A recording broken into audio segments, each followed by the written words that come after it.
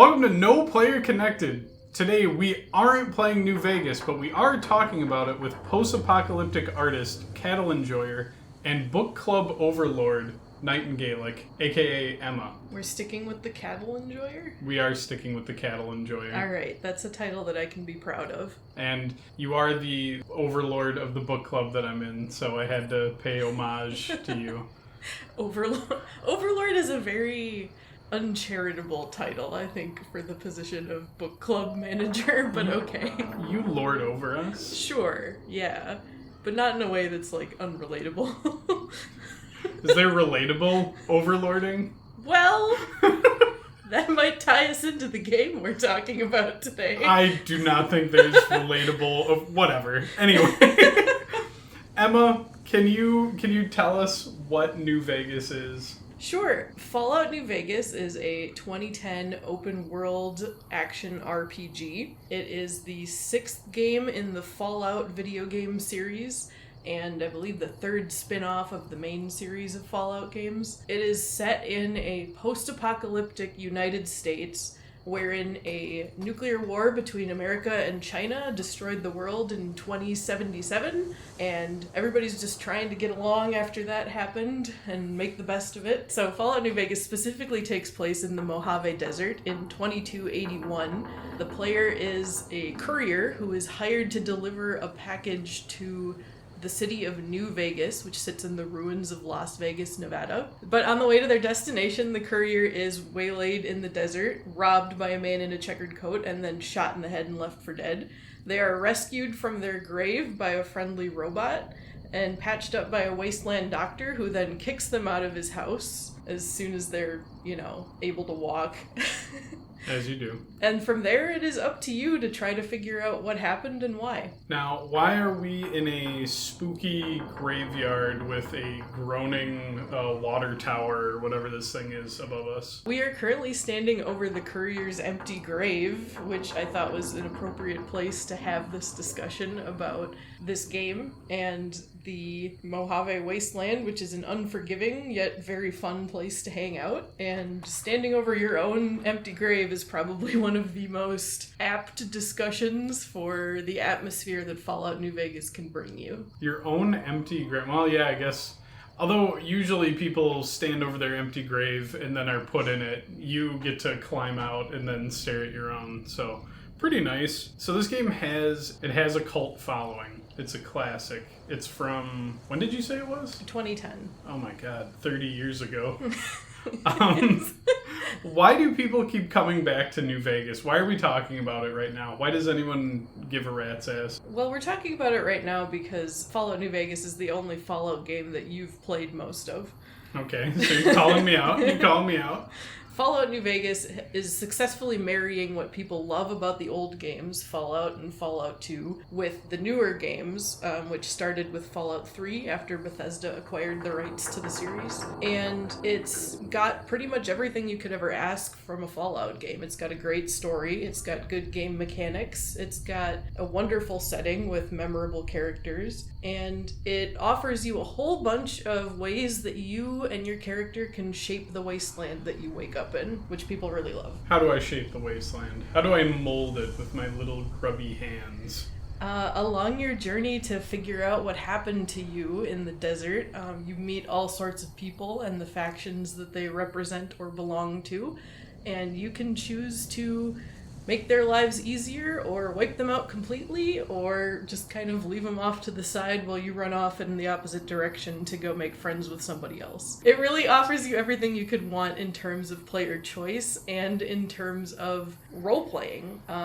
You can be whoever you want to be. You can make whatever decisions you think your courier character would make, and you can side with a whole bunch of different powers at play in the wasteland to kind of determine the future of the Mojave. You mentioned the different factions. Who would you say are the biggest players in this game? The biggest players in the Mojave Wasteland, in terms of size and power, would be the New California Republic, which is a holdover faction from Fallout and Fallout 2. The NCR, as they are better known, is a kind of a liberal democracy that sprung up on the west coast of the United States and is following in the footsteps, at least spiritually, of the United States and going with the representative democracy thing, but also they don't have enough resources to keep their people on the west coast happy, so they're being imperialistic and pushing east to take over things that they think they can use to better their people back home. So nothing like the United States.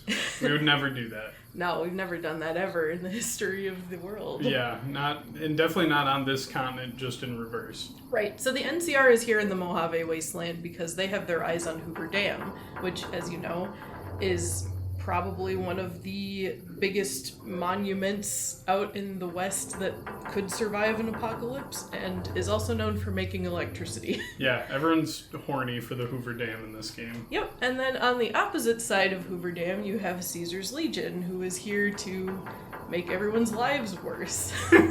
That's their mission statement. We hate you. That's not what they put on the posters.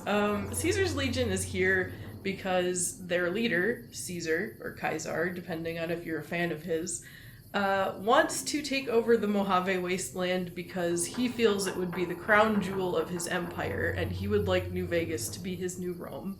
And he is in charge of a slave army that might possibly be able to do that.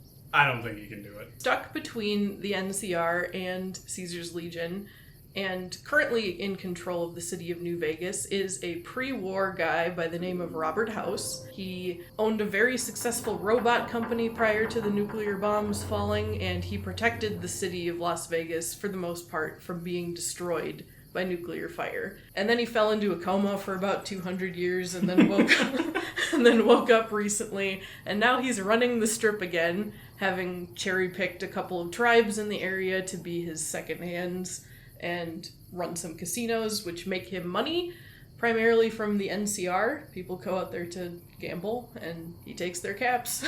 He takes their dollars. How did he fall into a coma for 200 years? So I believe that the reason he wound up in a coma was because he was using his own brain power linked up to his computers to manage, like, the missiles that he was using to shoot down the nukes, and it was too much of a stress on his body. That's badass. That's cool.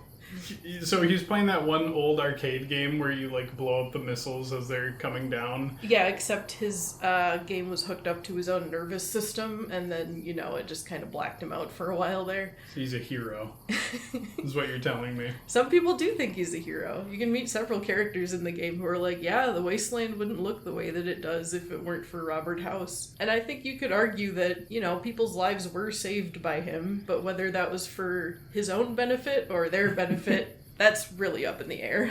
Yeah. Reoccurring theme here is talking about libertarian city-state leaders who seem well-intentioned, and then, well, I mean, we'll get to that. We'll get to House. Maybe he's good. Maybe he's a good guy. Sure. Maybe he's not weird. We could talk about House's motivations at some point here. All right. Are there any other major factions you'd like to lay out on this board? Well, the final major faction and the major decisive figure in the Wasteland would be the Courier themselves, because they can choose to side with any of these three groups and shape the Wasteland to their liking, or they can go their own direction and kind of steal the plan of the guy who shot you in the head, Benny, and with the help of a plucky little robot named Yes Man, you can take over the Strip, take over New Vegas, even take over Hoover Dam, and kind of do what you want with it. Whether that's for the good of the Wasteland or not is also up for debate, but it's an option. So of those, who's the best? Doing away with all the nuance, all the hemming and hawing, oh, maybe this, maybe that. Who do you side with? I would say that depends on who you are and what you're trying to do with the Wasteland. You right now, take a stand. Okay, so every time that I've played this game, I have either sided with the New California Republic or Yes Man. Simply because I find those pathways to be the most fun to play. And they actually are the two factions that players of New Vegas will typically argue over as being the best possible course of action for the Mojave. Because The New California Republic, while it does have the idea of democracy behind it, it's also got a whole lot of problems. It's got corrupt politicians. Its legislative body doesn't necessarily use its resources for the best causes all the time. They're trying to fight a war in the East that isn't going super well, and that optic is making the politicians who back it change their minds about whether they should fight Caesar's Legion, who inarguably would be worse than the NCR. Inarguably?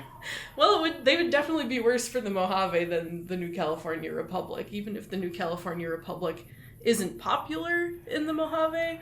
They're a little bit better than being enslaved. Yeah, probably. And it's crazy, this weird alien world where a democracy is experiencing corruption and has an unsuccessful war out east, and politicians that aren't doing too well and are unpopular. It's just fascinating what the human mind can like conjure up, like imagination-wise. Thank God we don't have this in real life. I know, right? In terms of alternate realities, you really can't beat this game. On the other hand, you have Yes Man, who is a robot that was programmed by Benny, who intended to essentially murder Robert House and take his job running the strip and, start using the money to his own benefit. And you can do that. As the courier, you can take the robot, you can get rid of Robert House, and you can start ruling over the city and doing whatever you want to do with the money. People who side with Yes Man are doing so because they are dissatisfied with any of the three other options presented to you, be it the NCR, the Legion, or House. They look at those three and they say, wow, these all suck. I want to do my own thing. And so they do. And that can be to the benefit or the detriment of various groups around the Mojave, because as the captain of your own destiny, you get to choose which groups in the Mojave you want to be friendly with and which ones you would rather just, wipe out. Who can you wipe out?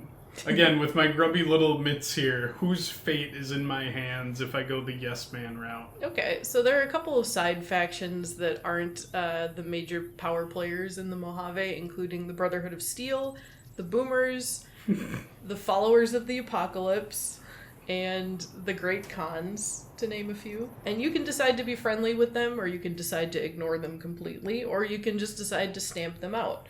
There are a couple of factions that will not survive until the end of the game unless you do the Yes Man track, because all of the other factions, for some reason or another, want them gone.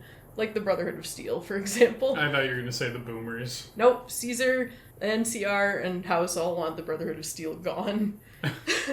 What about okay, so for context, for people who might not know, are they on an airfield?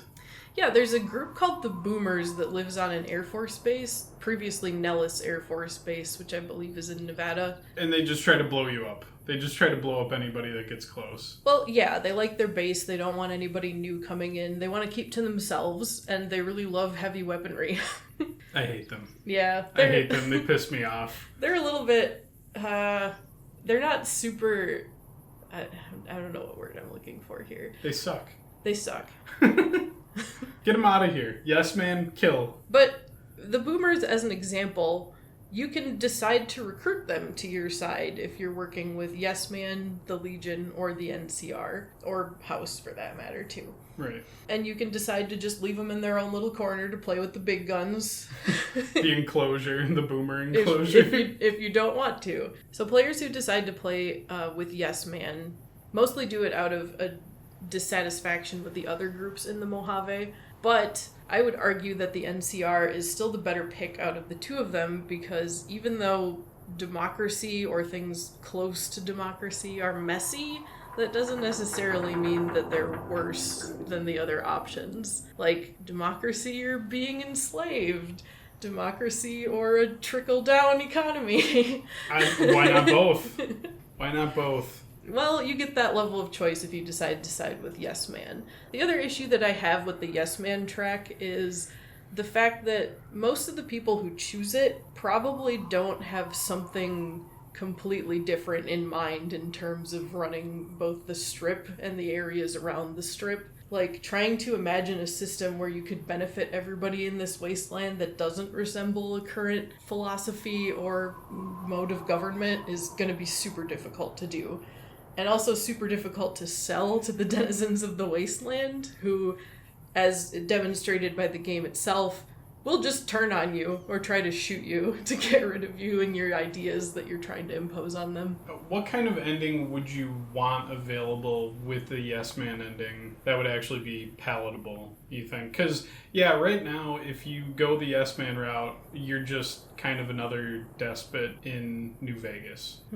I don't know. I think that in and of itself is a good aspect of the game too, because the tracks that you can take for the future of New Vegas make you think about which is actually like the better of the options. And sometimes there isn't another option, right? Like you have to think about doing like the least amount of harm to the most amount of people. Yeah. I suppose New Vegas does have a lot of choice that it gives you, but it doesn't let you get the perfect good option. Like, I take over New Vegas, rise up everybody, like, you can have all the wealth, and like, no, you don't get that option. You get like, I'm a slightly nicer house. I'm going to put the boomers in a little enclosure instead of wiping them out. The Brotherhood of Steel can fuck off. Right.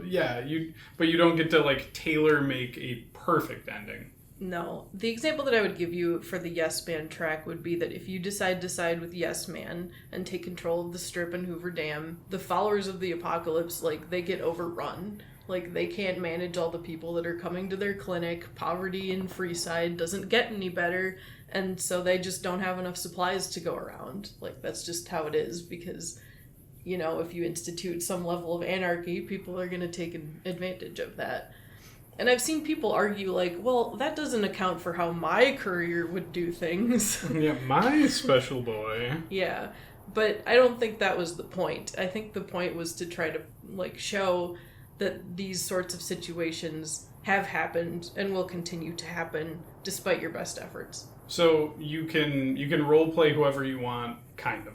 Yeah, kind of. You cannot be completely benevolent and fix everyone's problems. And there's only so much that the writers could fit into this game, and I think that they did a pretty great job for only 18 months of development, so... How much time do the other Fallout games get with their development? I actually went and looked up Fallout 4's, and I believe they, like, had an initial idea for the game in 2009, and then For Fallout 4? For Fallout 4. And you know when that game came out, right? Wasn't it like 2016? It was 2015. Okay, well, yeah. That's close. Now, I know that doesn't necessarily account for, like, how many of their devs were actually working on it, but Right. that's still loads more time than 18 months.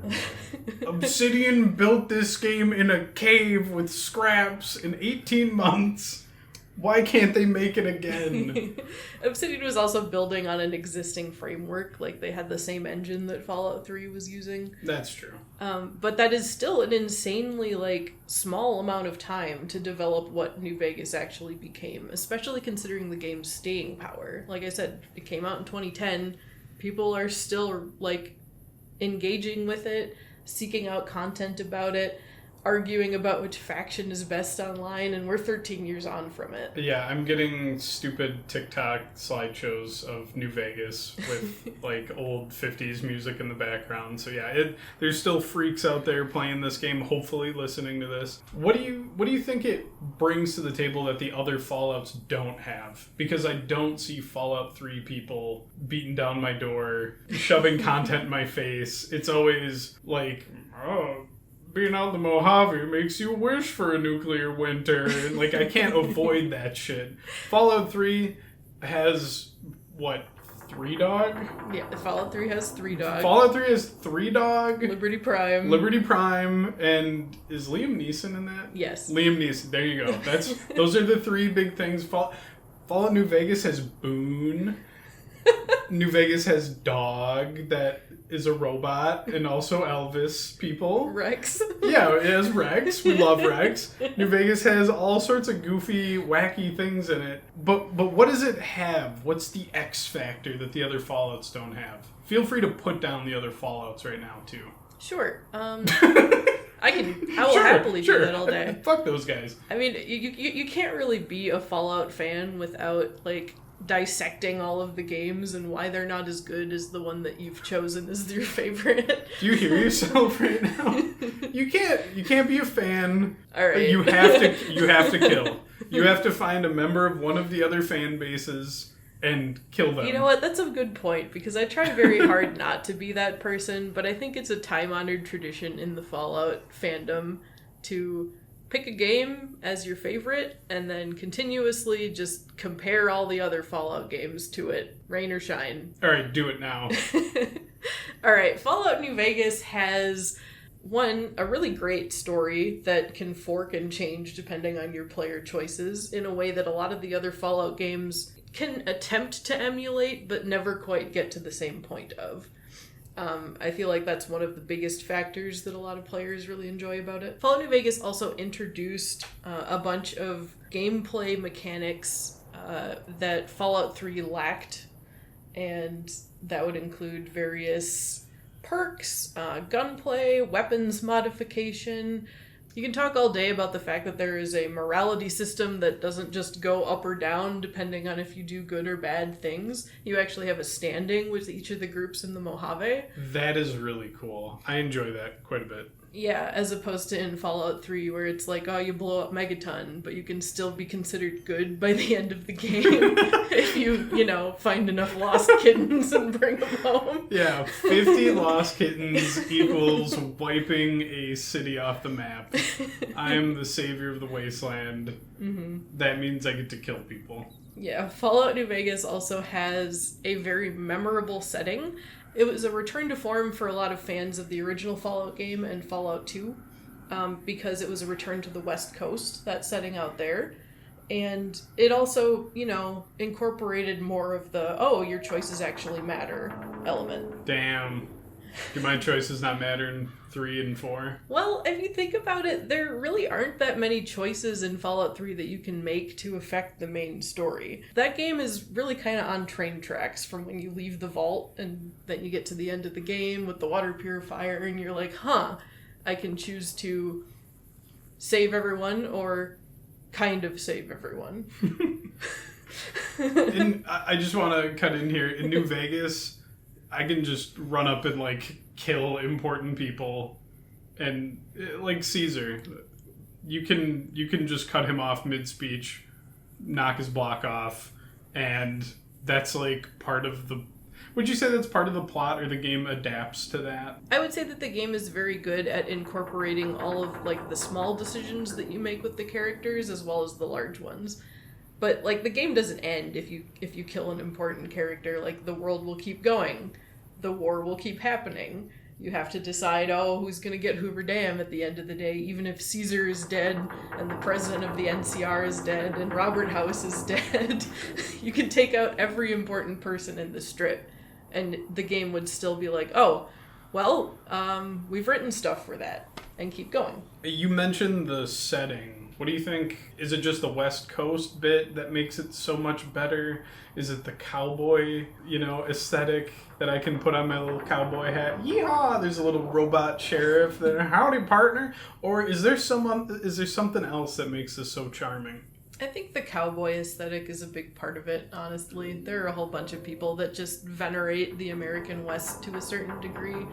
You really can't beat Las Vegas as a setting that has a little bit of mystique to it. I mean, how else could you look at a city in the desert that's specifically made to trap you and take your money? It's great, right? It's like something out of a Greek myth. And I love that you can see it from so far away. Even with the technological limitations of the time, they find a way to just get your attention to where you're like, oh, shit, there it is. I'm at the start of the game. There's New Vegas. Let me walk through this quarry. Yeah, it's the quickest way there. Yeah, you can actually see it, from right where we're standing here with the grave. If you look out over in that direction, you can see New Vegas shining in the distance with the Lucky 38 rising above everything. Being like, come here. Come engage with me and take over the city and become the new warlord of the Mojave. I would never. House is my homie. I definitely killed House. I think I punched him too. I punched Caesar. I punched House. Yeah, well. It is what it is. What it is. So, what would you say is the tone of New Vegas? Because we've talked about this setting a little bit in terms of like, oh, it's a post-apocalyptic wasteland. We've talked about some of the factions, but how does this all play together? Is this a feel-good yeehaw time? Am I gonna cry? Am I gonna be down in the dumps? Ideally, you would feel all of those emotions and more. And more. Yeah, there are a whole bunch of... Okay, well, a lot of people think that the Fallout series is super bleak just because it's a post-apocalyptic setting, and you got a whole bunch of people that are, just clinging to try to survive in this wasteland and make the best of it, despite all of these dangers that are left over from before the war and new dangers that sprang up as a direct cause of it. Living in a wasteland sucks. We all get that. But that doesn't mean that humanity stopped surviving and stopped, having fun, trying to build new things, trying to move forward. And there is a whole bunch of humanity in this story as well, in unlikely places and in places where you would expect it. One example would be all the companions that you can grab in this game. Every single one of them has a story. They're all, somebody that you can grow close to and talk to, and they'll watch your back when there's a bunch of legionaries trying to hunt you down. What do you feel when you play through it? When I play this game, I mostly feel nostalgic, because the first time that I played it was in college, my final year of college. I had just gotten done doing a months-long binge of Skyrim, and then I was like, hey, I should play more of Bethesda's back catalog. I've never played Fallout New Vegas, I should try it out. And that was it.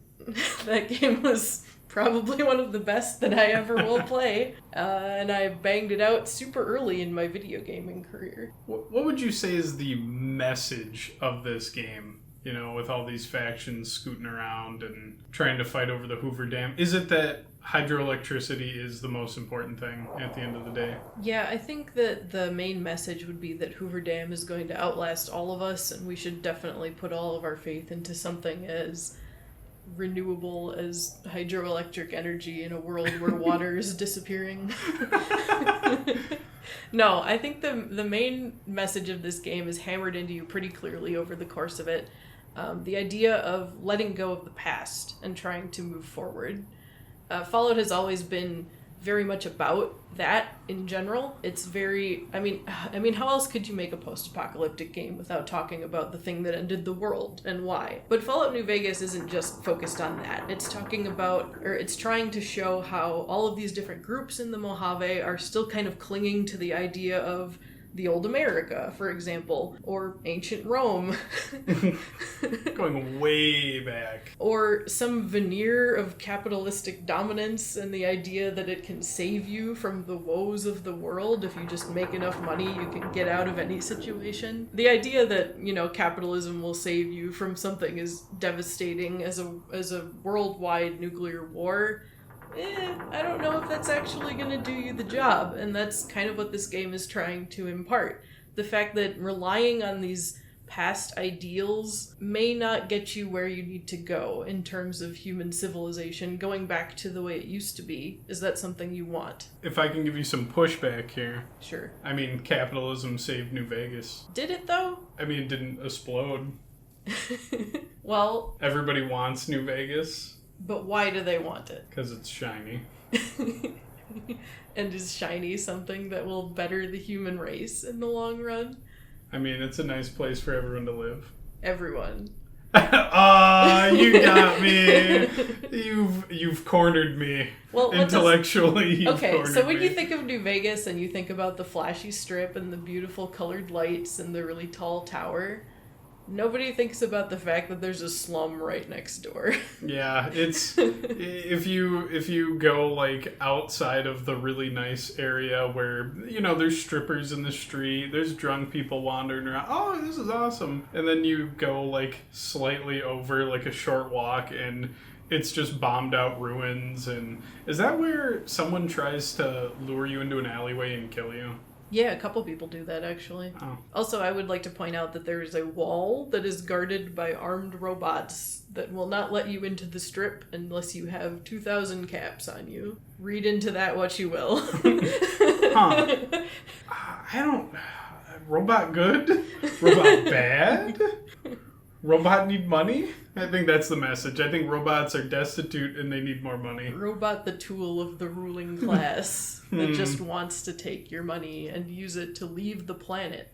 But if I have the money... Wait, does he want to leave the planet? Yep, that's House's plan. He wants to use the strip to raise money so that he can restart the industrial sector and then build spaceships and leave. That's his plan. Not a bad idea, if you ask me. Right, but who's going to be on those ships? Just him? Crusty Mr. House in his little pod, and then like 5 strippers. And if you think about it, is there anything else you could be doing with that money? Well, you know, at the moment, I don't know what agriculture is. I don't know what renewable resources are. So no, I think we should fling ourselves into space instead of fixing the problem. Or we could blow the money on kicking the shit out of Caesar's Legion in the NCR. The message is yes, I will absolutely get behind raising a ton of cash to kick Caesar's ass. Okay. What do you say to the people who, like, unironically are like, I love Caesar's Legion. That's a good plan. The thing about Caesar's Legion is that I don't think there are a whole lot of people out there who do unironically like his plan. They're out there, but they're not as common as you think they are. Well, or at least I would hope not. What would you say to them, though? What I would say to them is think about the cost and think about the longevity. The cost of Caesar's Legion lies not in, like, money, obviously. Like, they're doing just fine without a whole lot of funding. The cost would be the human factor. The number of tribes and settlements that were overrun by this cohort of people that decided they were going to LARP as Roman soldiers. They are killing anybody who opposes them, enslaving whoever's left over, stamping out any evidence of culture that used to belong to these people, and turning them into a cog in the machine as they roll slowly west in pursuit of the dream of a man who decided that after reading a couple of books on Roman history, he was going to pretend to be the greatest leader ever known. But the Hegelian dialectic, Emma. The Hegelian dialectic, don't you see? No, you were totally right to punch him in the face the first time you met him. You should be able to stuff him in a locker. You should be able to just stuff him in a locker. The ironic thing is, like, he came from a place of learning. I assume he got stuffed in a locker at some point. Like... And I think that it damaged him so much psychically that he just decided he was never gonna have that happen again. Careful who you call ugly in high school. They might become Caesar of the Legion. No. Okay, so yeah, obviously there's the human cost. Like, if you're a woman in the Legion, you are a slave. There is no alternative. You don't have any freedom. You don't have any freedoms. And you don't really have that many freedoms if you're a man either. Like, you're essentially expected to become a soldier and give your life to this wonderful cause that was beaten into you since you were, 12 years old? Right. Like, there's no alternative in the Legion. Like, you don't get a choice. The other thing that I would point out to anybody that unironically likes Caesar's Legion is the fact that there is no real longevity that's going to come out of this regime. Caesar seems to think that his Legion is going to last past him, even though he doesn't have a plan for who's going to succeed him. The obvious choice, and the one that the game makes if you kill Caesar, is Legate Linnaeus, but Legate Linnaeus is a warmonger, and he can't run a territory as large as Arizona and New Mexico put together without, everything falling apart, right? There's also the fact that Caesar is not gonna last much longer after the game ends anyway, because he's got brain cancer. So I think it's a classic case of cult of personality, and if the whole draw of your faction is, I really like that guy, he seems pretty smart, fuck, he's dead. I do think that Caesar's Legion, on top of all the other goofy, stupid things that they do, I think once Caesar dies, it's just going to fall apart. The NCR has cars. They have voting. Yeah, sure, they have corrupt politicians, but Caesar's Legion, again, will execute you because you, I don't know, stole a loaf of bread or something. And the whole slavery thing, I won't gloss over that as well. Like, more than half the population is just screwed over. Yeah, I think on the surface there are aspects of Caesar's Legion that are attractive from the outset, like the fact that they've got basically zero crime, because, you know, if anybody gets caught stealing anything, they just execute you. Very effective. Very effective. Yeah, one of the companions, Cass, will point out the fact that caravan traders who travel within Legion territory don't have to worry about the same stuff that people traveling in the NCR would.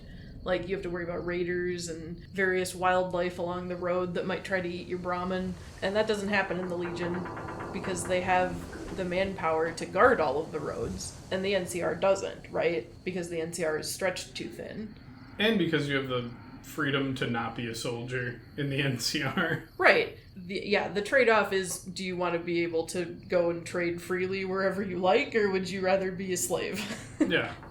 It's tough. It's a tough choice. Yeah, it's really awful. And then, of course, you get the usual type who are like, yeah, women suck. We should get state-mandated girlfriends. Yeah. Yeah. Yeah. I love the internet. I think, yeah, like you said with the cult of personality with Caesar, I think that is a huge part of it, because they got a really phenomenal voice actor to voice him, and he sounds like he knows what he's talking about. And that's enough to fool a lot of people.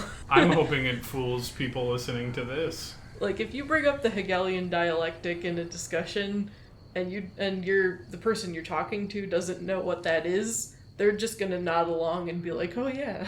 Of course. Such of the dialectic, of course. Yeah, you're totally right. We should just, throw ourselves into a dictatorship. That's the obvious choice. Yeah. I've never even heard of a Roman history book. How did you come across this? That's the other thing. Like, you know more about Roman history than I do. What era is Caesar here trying to emulate, or is it just kind of a mishmash of aesthetic? I mean, okay, so I don't know the aesthetics because, I don't know. I'm not a Roman cosplayer, so I don't know what's era appropriate. Don't worry, but they're all wearing football gear and feathers, so... Yeah, why the fuck did they pick Roman legionary armor in a hot-ass place? I feel like your armor would burn you. Anyway, I don't know. It just seems like he's copying the I'm a strong man that's, sacrificing your liberties so that we can have a strong and prosperous state. So, like, literally, like, when Julius Caesar and Augustus take over, he's skipping the centuries-long tradition of, like, democracy and voting, and he's skipping straight to the tragic, I must do this for the good of my people, when he's just enslaving people. So, it's a dumb comparison. I'm very nuanced here. He's not really... I'd say it's very superficial. He's just aping the Roman state. I don't know. It's such a surface level. We're gonna be brutally cruel to you and limit everyone's freedoms. He's ignoring that, like, there were parts of Rome that weren't just the military engine. And so the game can only be so detailed because, like you said, it was developed in 18 months. It's a Bethesda game. I don't know if you've seen their cities in Skyrim and Oblivion. It's like 20 people is a metropolis, apparently. So we don't get to see a ton, but I do think that his Roman aesthetics is more of an excuse rather than a genuine blueprint to follow. But it is still effective. Like, people love imperial imagery. Their outfits look kind of cool, I guess. But it looks really stupid when they're fighting people with guns. Like, very cool sword. I'm going to vaporize you now. Well, the Legion has guns, too. They fight with guns. They do fight with guns, but I still run into a lot of melee fighters with the Legion. Yeah, they really will just roll up on you with a spear while you're packing, like, some kind of SMG. Yeah. So, realistically speaking, I know that, again, these games... It's a video game, so, like, wow, that guy's got a lot of health. I'm going to have to shoot him in the head, like, 80 times to kill him. Realistically, I think the NCR should just roll over these clowns because they're LARPing. Their armor is probably not very effective against firearms or would weigh them down too much. And the NCR has vehicles. Like, if they continue to prosper, if they continue to do well, they'll have motorized warfare. and Caesar will be comatose while his generals are shitting themselves because, oh no, now there's trucks with turrets on them. And quick, let's get into our shield wall formation and get ripped apart. I don't even know how I got on this topic. I just No, like you're fine. I like to imagine the Legion just getting shat on eventually, because it really does not make a ton of sense why their state is working. But again, it's a video game. It's going to look cool. So I still like that the Legion is in the game, even if I don't support them. They make a good foil. They're the ultimate like edgelord, like good times make weak men, but bad times make strong men. Pee pee poo poo. That is why like you said, I need the state mandated girlfriend and everyone else needs to suffer. So I'm glad that they're there so that you can beat up on them. I'm glad that they're there too.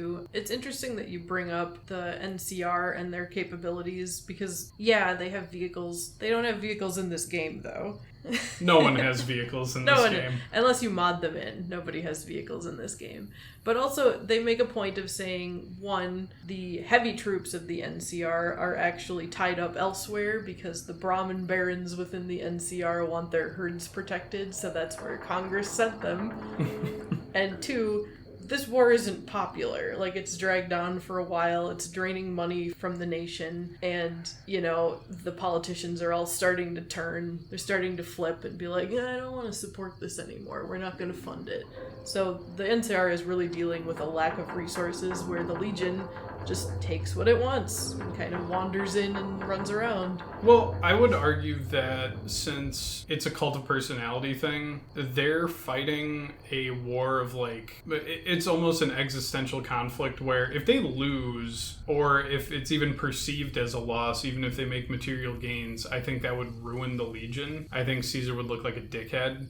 And that would erode his legitimacy. Meanwhile, the NCR can like limp on if they lose a little bit of territory. Okay, they'll just come back and take it over later when Caesar's little playtime group falls apart when he kicks the bucket. And so the NCR is falling into the whole like, we're a democracy. We can't keep a war popular as much as a literal warrior cult, but they don't need to. They can just wait until Caesar's Legion falls apart, because I think it would just rip itself apart eventually. I think it's very important that the faction is called Caesar's Legion and not like the new Roman Empire. The military is the state with this, and eventually they're going to run out of people to enslave, they're going to run out of momentum, or they're just all going to start kicking the shit out of each other. Because, spoiler alert for Roman history fans who haven't gotten to this season yet, eventually the Roman Empire does turn on itself, albeit because it runs out of external foes. I think New Vegas's Legion would either run out of people to fight because they're in the middle of nowhere and they can't just hoof it across the desert to find the next person to be angry at, or if they are successful, yeah, they're gonna run out of ways to justify that. Oh yeah, we need slaves and we need everyone to be a soldier. I feel like I've given the Legion too much airtime. That's fair. We could talk about how House is trying to play both sides and come out on top here. I'd love to hear about that because I think House is funny. I think House is a silly little guy. House is hilarious. He's joining my pantheon of silly little guys. House's little city-state is no match for either of the two foes that he's up against. Take it back. No, he even admits that if you talk to him. He needs to just believe in himself more. That's why he needed... Okay, that's partially why he needed the platinum chip, which the courier was supposed to deliver, but then got robbed of. It's meant to upgrade his Securitron army so that it can more effectively take on a foe like the NCR or Caesar's Legion.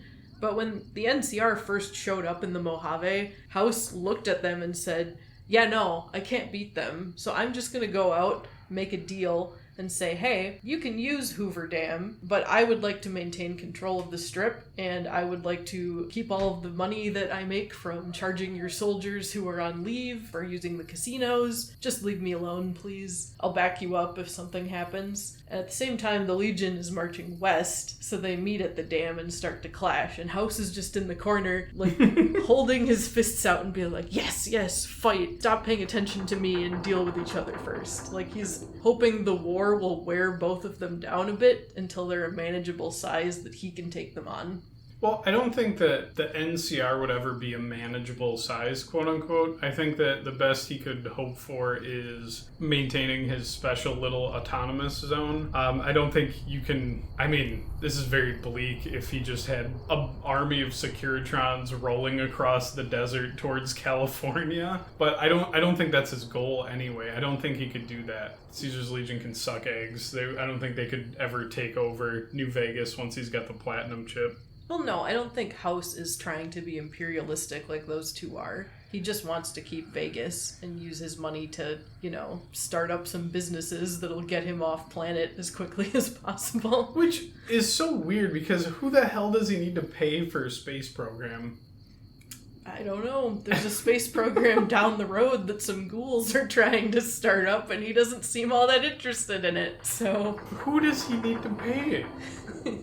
He's gonna need to pay some skilled laborers, which are most likely to be found in the NCR these days, I would suppose. Okay. It's just weird to me, like, yes, I will pay you money for the space program. Bye-bye.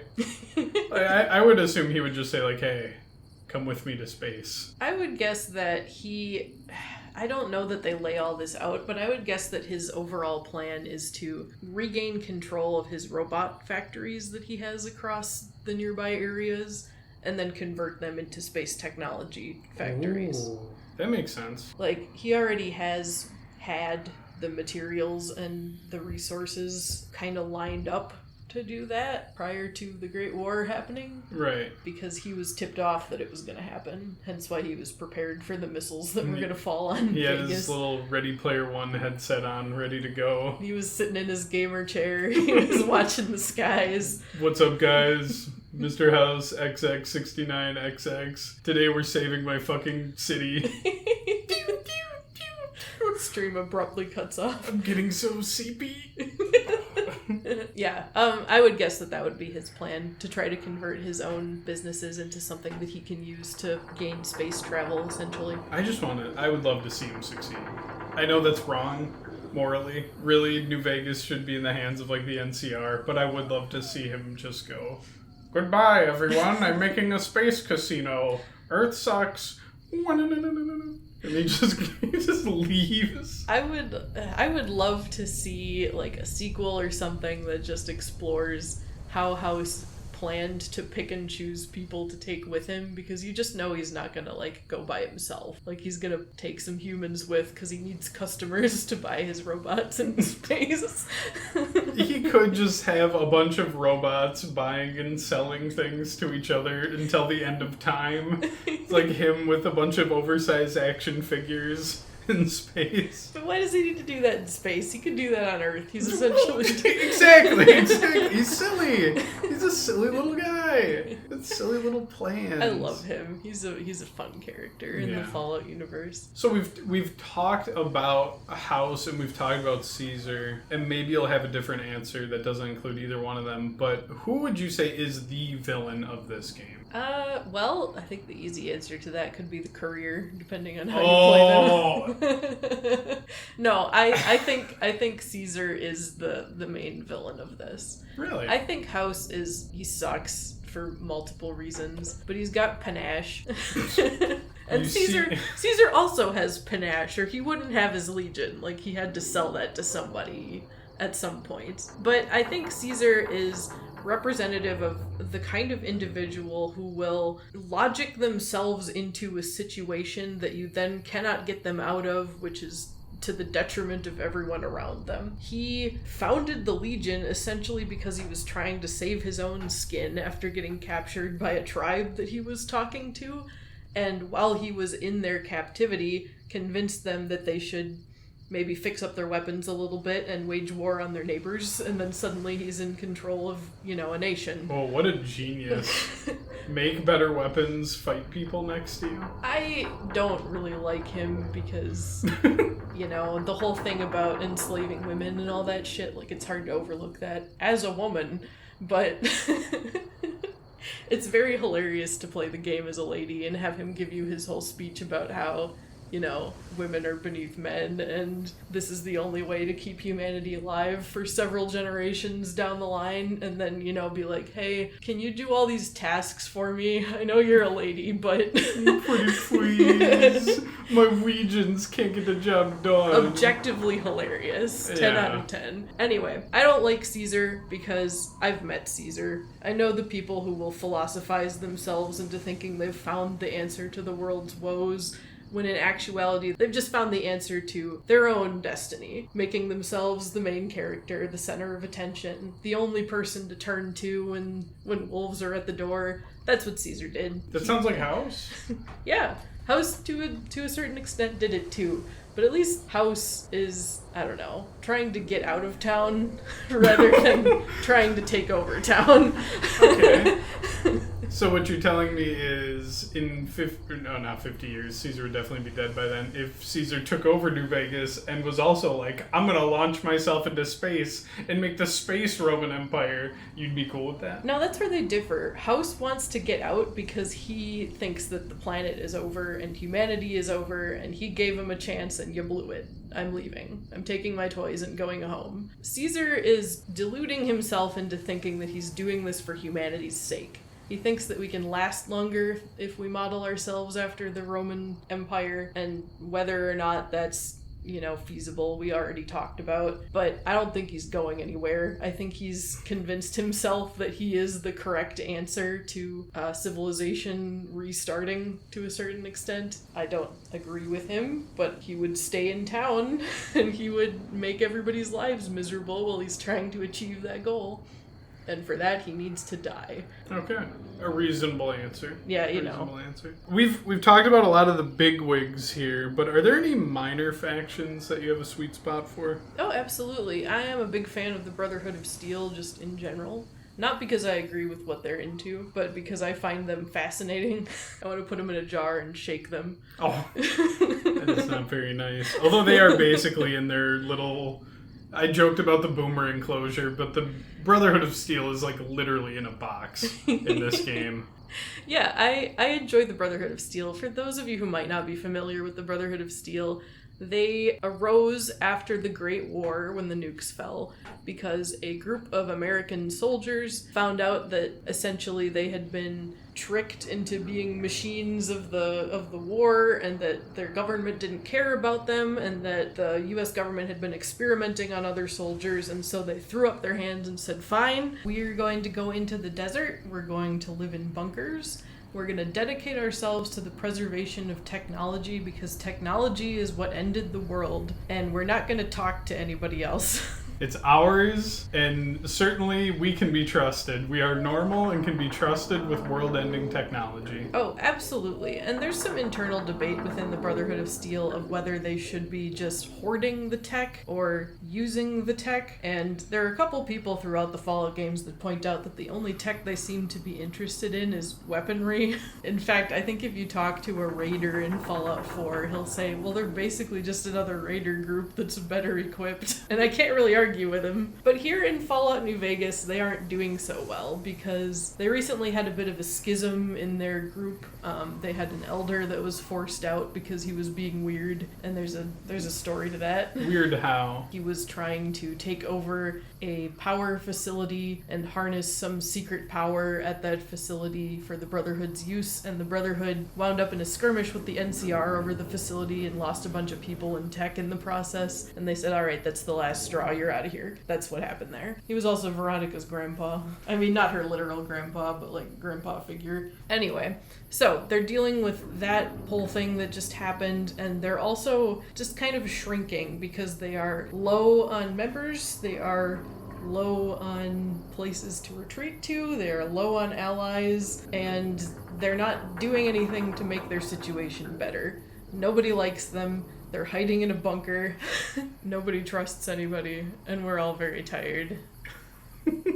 Yeah, so the Brotherhood of Steel is unliked by pretty much everybody in the Wasteland, and they refuse to change. They refuse to change in terms of membership, like they won't let new members in. They're just dealing with whatever kids their group can manage to have and then raising them into the Brotherhood. They won't change in terms of their preservation of technology thing. Like, nobody likes them because they just roll up, declare that something is theirs, and then try to take it.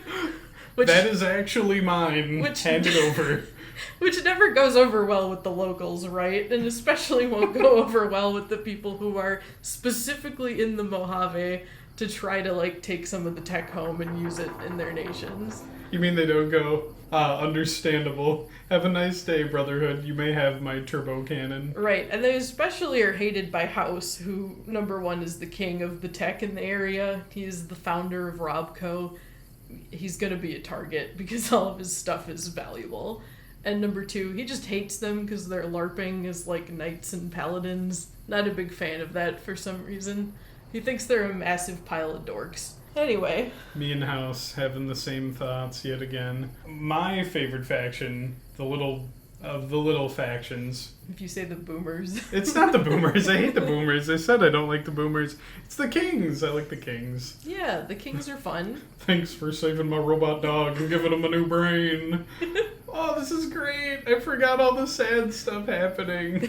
It's for those of you that don't know, it's just a group of Elvis impersonators. Why do they impersonate Elvis again? Is it just because, like, there's a lot of iconography of him? Well, the king, who leads the kings... Hallowed be thy name. I believe he stumbled upon an Elvis impersonation school in the ruins of New Vegas in Freeside. And he didn't know who the guy was, but he figured that because there was all this iconography and all of these classes that were being taught to teach you how to emulate this guy, he must have been some kind of deity, some kind of important figure. And so he decided to start doing it too, and now there's a cohort of Elvises running around that don't know who Elvis is. They never once say the name Elvis in this game. They just refer to them as the kings. They don't even play Elvis on the radio in this game. Couldn't get the rights, probably. No, I don't know. Maybe they just wanted to avoid having to deal with it altogether and just decided to go with the king. But you can't, like, make a Vegas game without referencing Elvis somehow. He made that town. In the remake, they need an alternate ending where the kings get control of Hoover Dam and they put chemicals in the water to turn everyone into Elvis. I also want to point out that the Kings are not the only group in this universe that are interested in Elvis. In the first Fallout game, there is a random encounter where you find a crashed spaceship and a dead alien that has a picture of Elvis on his body. Coincidence? I think not. You can find aliens in Fallout New Vegas as well if you have the Wild Wasteland perk on. Wait, what is the point of divergence in Fallout? It's kind of amorphous. There are a couple of different things. Well, I just mean, like, what year did the bombs drop? 2077. Damn, Elvis is still huge in 2077. Yeah, that's something about the games that they do is you would call the genre atom punk, where that's, you know, kind of a sci-fi, like a retro futurism feel to it that really glorifies atomic energy. And there's usually robots. Like, that's... And Elvis. And Elvis. And Elvis, he's in there. It's going for, like, that 1950s aesthetic, but, like, the 1950s futuristic aesthetic. Yeah. Where there's a whole bunch of shiny, bright colors and a bunch of the old music. A bunch of the music being played on the radio is actually old tunes from, like, the 40s and 50s. That's what Fallout's going for. Yeah, yeah. It is weird to think about, and I think it kind of falls apart. Even if the United States were trapped in the 50s forever, you would eventually get new performers in that style instead of, like, we're just always going to have the same 1940s and 50s music playing until the end of time. But again, it's a video game. They're not going to invent a whole new genre of music. One of the arguments that I've seen for the retrofuturism and the clinging to the 50s aesthetic for these games is the fact that America is kind of stuck in that mentality where it's capitalism versus communism, like America versus China. And so there's a huge push culturally in order to support the war that, you know, is promoting that traditional family values, like capitalistic economy, booming economy. But we had that. Aesthetic. We had that, and we still got out of the 50s. Yeah, well, maybe we just cycled back to it.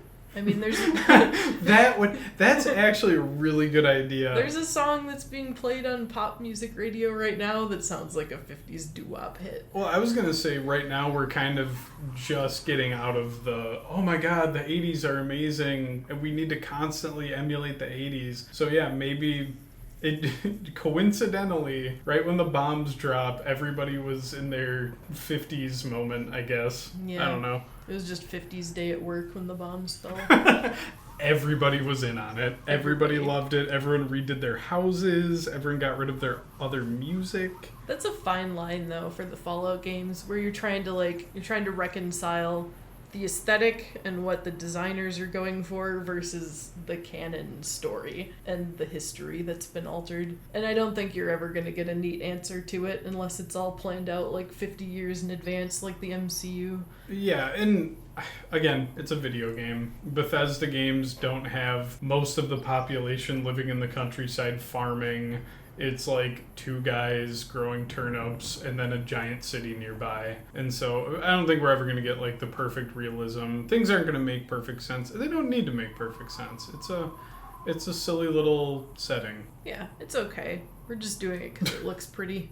It's okay. It's fine. We just talked about it for an hour because it's okay. I wanted to turn the spotlight to you, since we're getting towards the end of the episode here, and I wanted to know, since you are a prolific fan fiction writer, what got you started writing about Fallout? Oh man, well, Fallout 4 actually got me started writing about Fallout. So, sorry, New Vegas. That's one thing that Fallout 4 has on you that you don't have. End the episode. No, I started writing fanfic because I played Fallout 4 and I thought that's really cool, but there are some gaps I would like to fill in, and I can do that myself. And so I started writing in the Fallout universe, and then I started writing for Fallout New Vegas and Fallout 76 and even a little bit of Fallout 3, and it just kind of turned into a love for the series overall, and now I write small drabbles or companion reaction posts on Tumblr where you're given a scenario and then you write the reactions of the Fallout New Vegas companions to said scenario. They're usually pretty short, but I've got a pretty big backlog. I've got about 85 of those out there in the world for you to find. 85 companion reaction posts and drabbles. Wow. And then I have one long-form fanfic that I've written, an archive of our own set in Fallout New Vegas, and a couple more for the other Fallout games. Cool. What's your longest work? So my longest fic is my Fallout 4 series that I have ongoing currently. It'll have about 150 chapters when it's finished, and it's currently sitting at 560,000 words. Is that a lot? Yeah, that's a lot. That's, I think, Lord of the Rings length. Damn. All right. I'm very proud of it, but that's not Fallout New Vegas related. It's Fallout 4. Yeah, well, still, it's Fallout content. I was curious. What is your favorite creation? Because I know you also do artwork that's Fallout related. Is your favorite piece of art or just your favorite content that you made? Is it one of your fanfics? Is it a specific drawing? What's your favorite that you've made? When I'm doing Fallout New Vegas art, I love to do little compilation pieces that are exploring wasteland fauna and flora, especially food. I like to draw Fallout themed food. I think drawing food is very cozy, so it brings me a lot of joy. My most famous piece of art, I think, for Fallout New Vegas is a morphology chart for night stalkers. Night stalkers are a coyote rattlesnake hybrid creature that are specific to the Mojave Desert. It's a bit of a cursed idea, but they're very cute, I promise. They also hit like an ice cream truck. But anyway, I did a little chart which I did a little drawing of a chart exploring rattlesnake morphology. You know, they can have a whole bunch of different colors to their scales, and I wanted to make various colors of the night stalkers. And that one hit a lot of blogs on Tumblr. Nice. I also get a lot of love for my landscapes that I do for Fallout New Vegas. I've made some desert pieces, and I like to bring in elements from other Fallout games. Like, one of my most popular New Vegas landscape pictures is a picture of the courier running into the Good Springs Tavern in the middle of a rad storm.